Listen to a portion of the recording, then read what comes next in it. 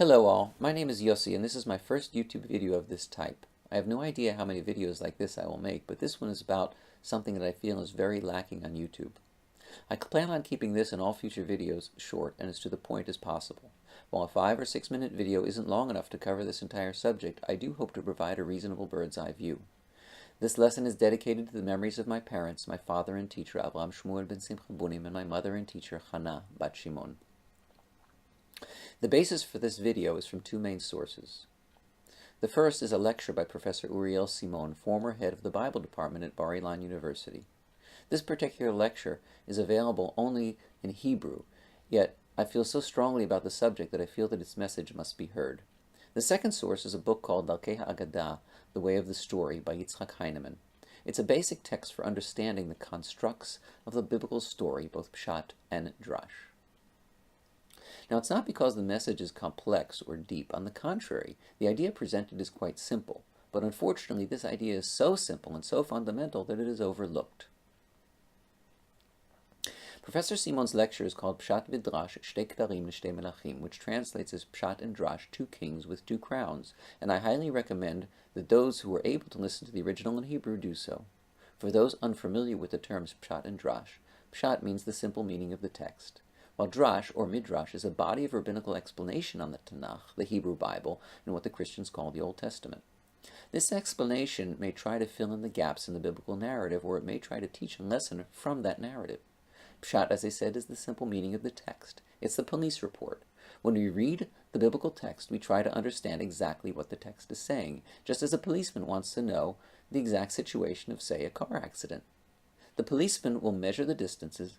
We will ask witnesses what they saw, note the weather conditions, the road conditions, the time of day, etc., the basic facts. The policeman will then take these facts and reconstruct as accurately as possible what led up to the accident.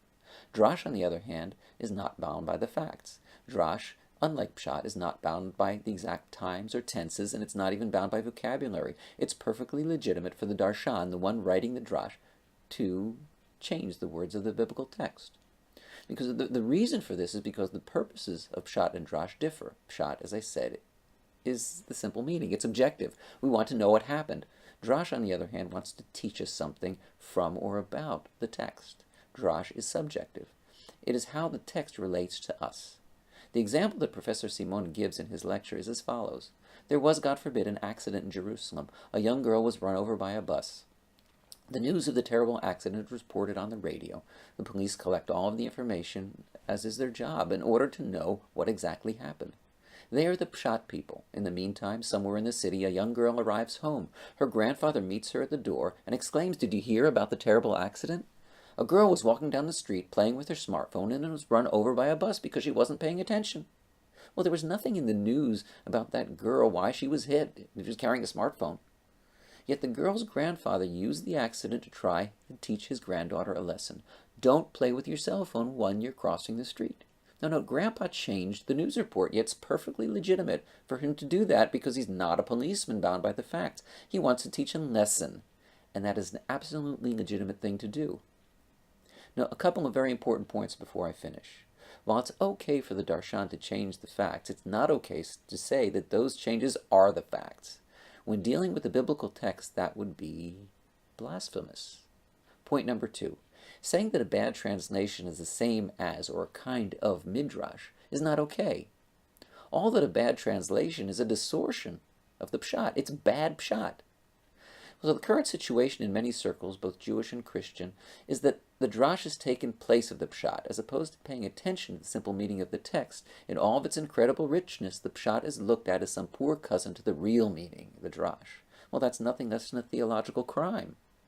In conclusion, both Pshat and Drash have their places. Both of them are kings, and both of them deserve their own crowns. Learning to differentiate between the two is a must if you want to learn how to properly understand the biblical text. Thank you, Kol Tuv, and God bless.